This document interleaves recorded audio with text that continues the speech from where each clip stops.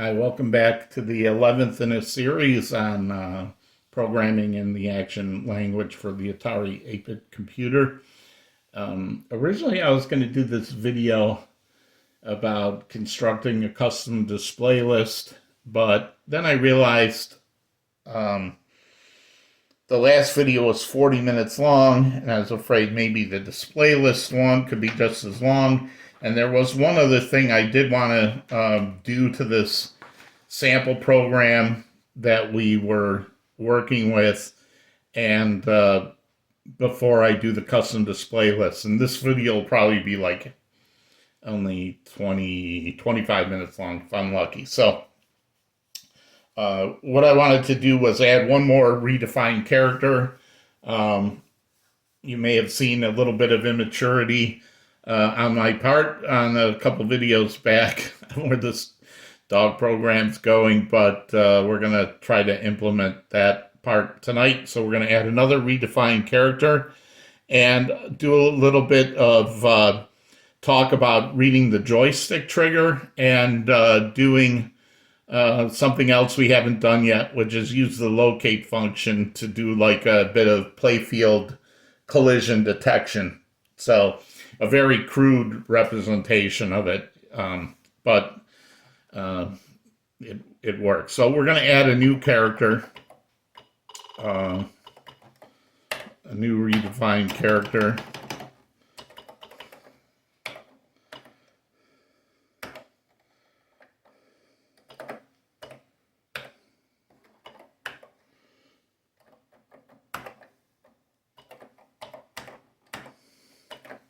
So what I want to do is add a character. Now remember, these are character codes, not the index into screen character, the character memory to where these characters are located. This is the ASCII screen code that we've been using for the color and the plots to draw the characters on the screen in Graphics 1. So 3C is 60 and 3E is 62, and we're putting this one right in the middle with 3D. So what is this part for? Well, if you remember a few videos back when we did the bitwise operators, and even last video when we talked about using these bitwise ands to mask out some bits to turn them to 0. The OR is the one, if you'll remember, that we use to turn bits on. So in this case, what I'm trying to do is take the high bit in the high part of this byte, so the very bit 7 in this byte, and I'm ORing it with this. So it's going to take this number and flip the top bit. And if you remember in that video, 2 videos back, right? So that will change the color. So these two are in one color, and by flipping the high bit, I'm taking the same character code, but I'm making it a different color. And I could have just done this directly. So 8 ORed with 3 would give me 11. All right, so I could have just did it this way, right? BD is the same as 3D ORed with the 8, but it's not as clear that this is sitting in between these two as this is. So we're gonna 3D or 8. By the way, I'm going to start referring to the top half of a byte as, or each half of a byte. So byte can be from 0 to 255, and hex that's 00 to FF. I'm going to start referring to the high part of a byte as the high nibble, and the lower part of the byte is a low nibble. So if I say the high bit and the high nibble, that's this. A nibble is a little bit of a byte, right? So that's where that came from. So anyway, I defined this new character with sitting in between these two characters and change the top bit to get a different color out of it. Now I'm going to have to add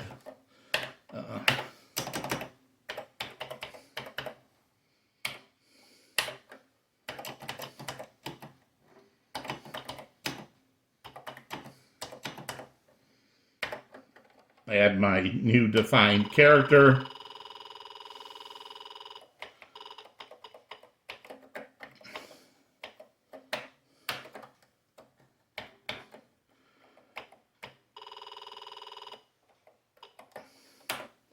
And this, remember from the last video, this is not the a ASCII character, but this is the index into the character set memory, which we've stored in our new area here. So we're just going to take the byte in between 28 and 30. And again, if you saw the last video, this is not the most efficient way to do it. It's just a way to really demonstrate what's going on here. Probably a better way to do it was just to define all 24 bytes as like characters and then go to 8 times 28 and move the whole 24 bytes instead of having 3 separate calls here. But I just did this for clarity's sake. So now we're going to figure out how to put our new character on the screen. Before we were using the joystick trigger to end the program. We're going to use that joystick trigger somewhere else, so we're going to take that out of here.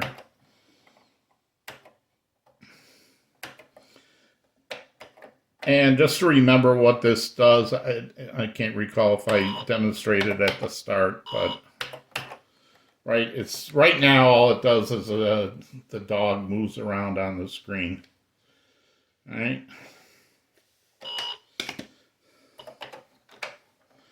All right, so we're going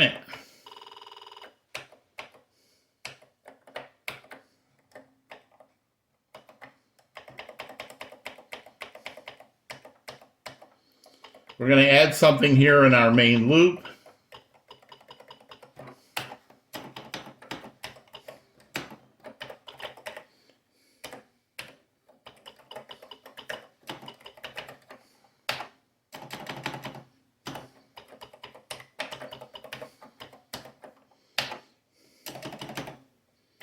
So we're going to create a new routine to actually plot our new character on the screen.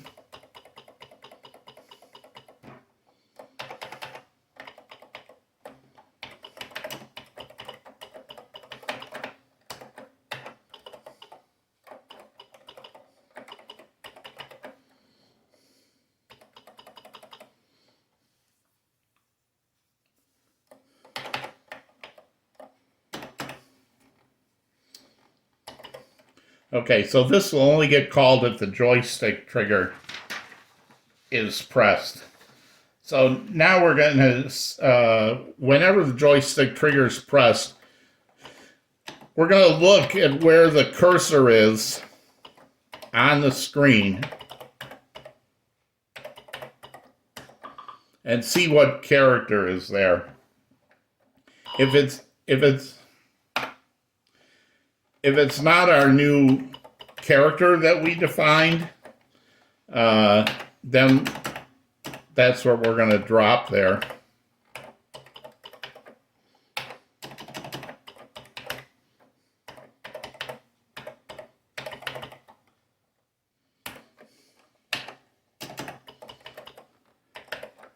Else if they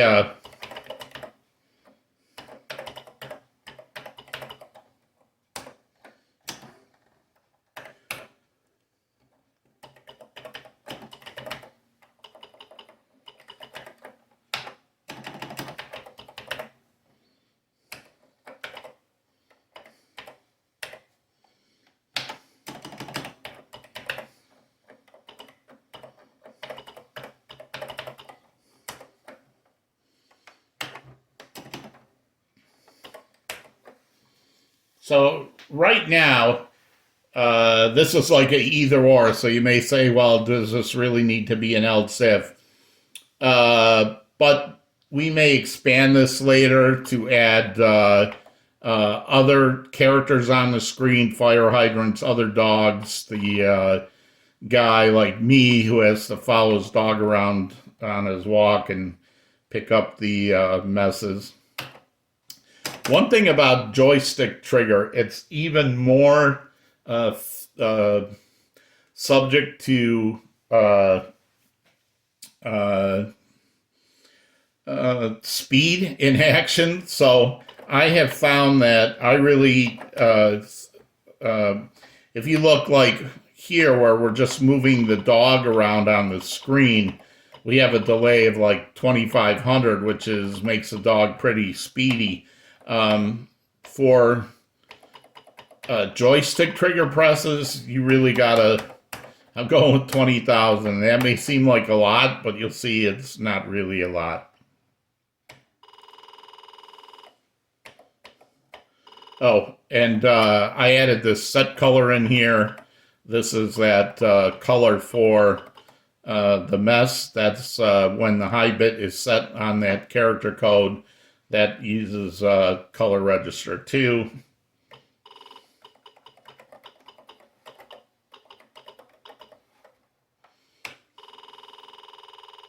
Now, there's one other thing that we have to change. So right now we're checking if they move the joystick.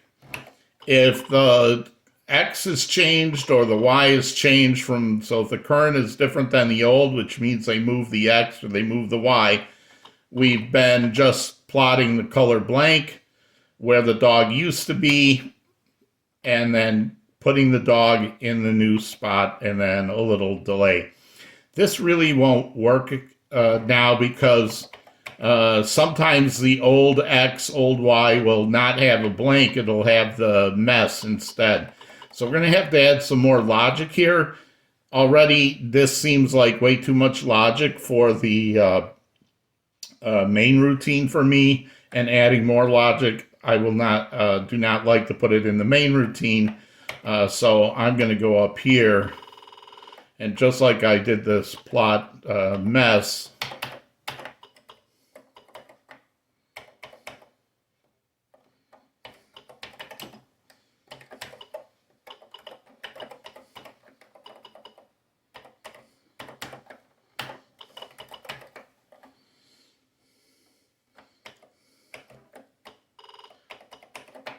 and I'm going to lift most of this code.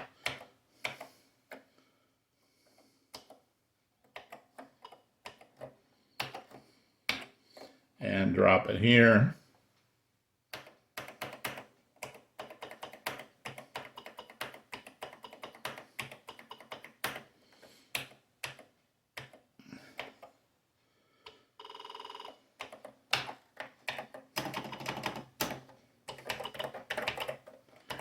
So you see, I want to keep the main program as readable as possible. Set up old X equals and old X and old Y is equal the current XY before we check if the stick has moved. So we always want to reset the old X to the current position every time. First thing we do in this loop, we're going to check if they move the joystick. If they have moved the joystick, which means either the current X is not the same as old X or current Y is not the same as old Y, then we're going to move the dog. And then we're going to check if the trigger is pressed after they've moved the dog. And if it is, then we're going to put our new character on the screen, and we're going to keep doing that loop until they press start. So it's reset the position, check the move the dog, plot the mess until somebody presses start. You want to keep your main programs as readable as you can like that. All right, so what do we need to do here? We need to make the little change here.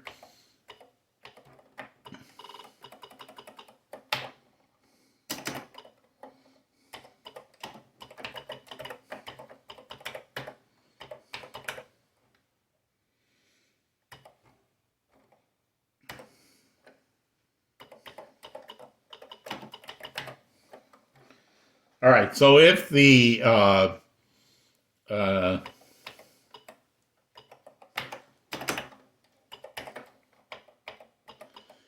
if the place where the dog just moved from did not have a mess on it, then yes, it was blank. So we're going to put the color blank and plot the old X and the old Y.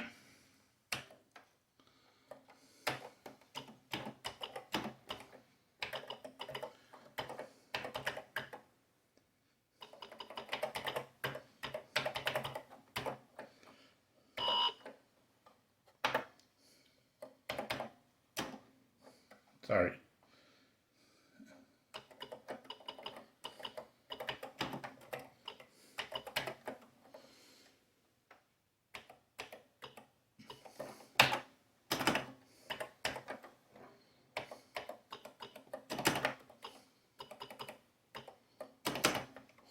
All right, so what this says is if where the dog is moving from didn't have the mess character, then we can put a blank there.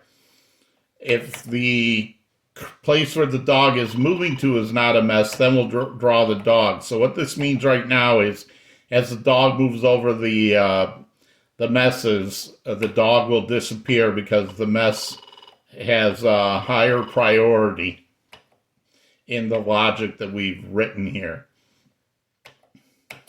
And if it's, right, so if it is a mess, it's not going to change anything. If it is a mess in the old, or not a mess in the old, it'll draw a blank. And if it's not a mess in the new, it'll draw the dog. So hopefully this will all work. When I first recorded this video, I made a silly mistake, so we'll try it again. But just to review, added a new character, defined the character, added the, copied the array of bytes for the new character into the our modified character set. We removed the press trigger because we're going to use it up here, and we took the code that was in here and moved it out to a procedure and added a new procedure for when the trigger is pressed, and one will move the dog and one will plot the mess. And I'm going to write that right away.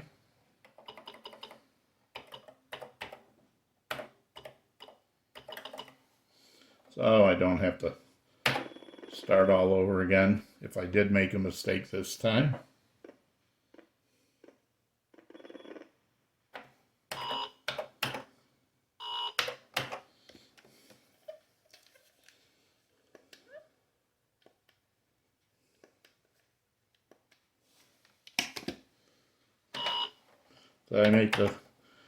Did I make the same mistake again? I'm not recording this video a third time. All right, so at least I'm learning how to splice my videos together, I guess. So here's the, but I can show the error. It's still coming under 20 minutes long, so please bear with me. That's the perils of live coding, right? So back when I was demonstrating here that I could have used just a plain BD instead of 3D ORed with 80. You see the problem here that I don't want to OR this with a decimal 80, which is what happened, because that's 64 plus 16, so it's changing some other bits and turning it into a totally different character code, not flipping the high bit to change it to a different color. So what I needed to do was add that. That was my one character. And you notice, like, Action doesn't care. That won't give you a compiler error. Won't give you a runtime error, but your code won't work. But now,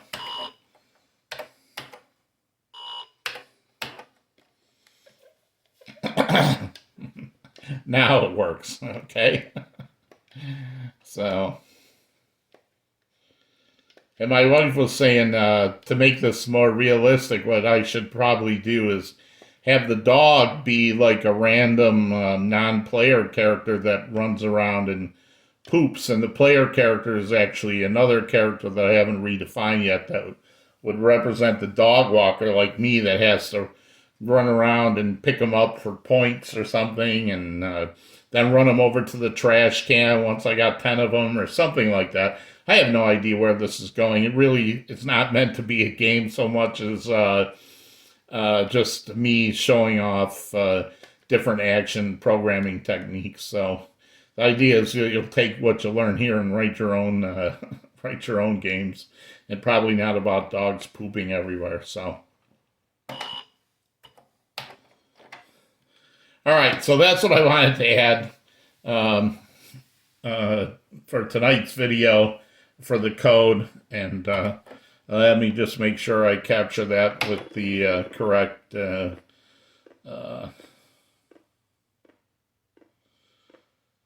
hexadecimal number that I wanted. So again, we added a routine that one that moves the dog and one that plots the mess on the screen. Again, the next video, I'm going to talk about setting up your own custom display list. We'll do a title screen for this game with a mixed mode just to show how display list goes. I'll show you how to hide some memory in action for display lists so you can make sure that they don't get overwritten even if you change graphics modes.